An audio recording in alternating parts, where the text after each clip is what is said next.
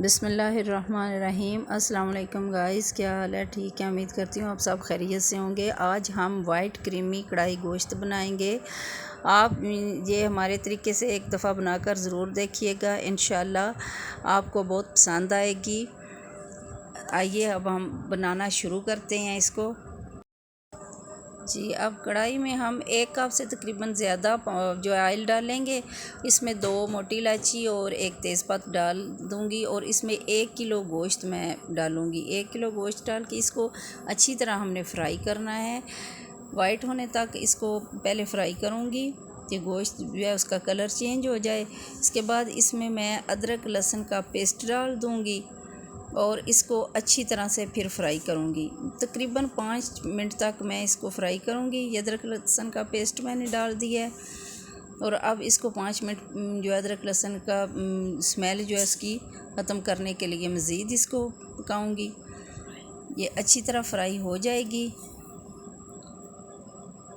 फिर ये जो है दही, 1 कप दही लिया है मैंने। इसमें 1 चम्मच मैंने सूखा धनिया, 1 चम्मच ज़ीरा डाला है और 1 चम्मच काली मिर्च डाल के मैं इसको मिक्स कर लूँगी और ये इसमें शामिल कर दूँगी।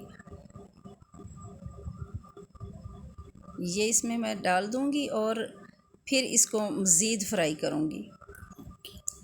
मज़ीद अच्छी तरह मैं इसको फ्राई कर लूँगी।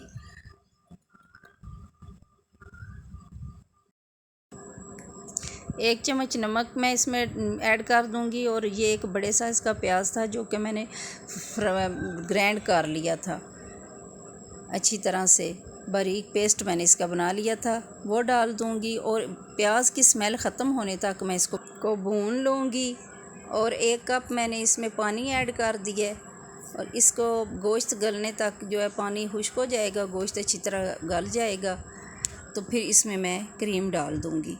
ये गोश्त हमारा गल चुका है, तकरीबन 10 मिनट लग गए थे, हो गया गोश्त हमारा। ये क्रीम मैंने घर की बनाई हुई क्रीम है, ये फ्रेश मलाई से मैंने क्रीम बनाई है। अगर आप लोगों ने ये सीखनी हो तो मेरी चैनल पे ये वीडियो है, आप देख सकते हैं। मैं इसका लिंक जो है डिस्क्रिप्शन बॉक्स में डाल दूँगी, तो ये देख लें आप। क्रीम डाल दी है मैंने और माशाल्लाह ये ना मुझे लीमू नहीं मिले थे, लीमू डालते हैं इसमें, वो नहीं मिला था तो मैंने सिरका थोड़ा सा इसमें डाल दिया टेस्ट के लिए।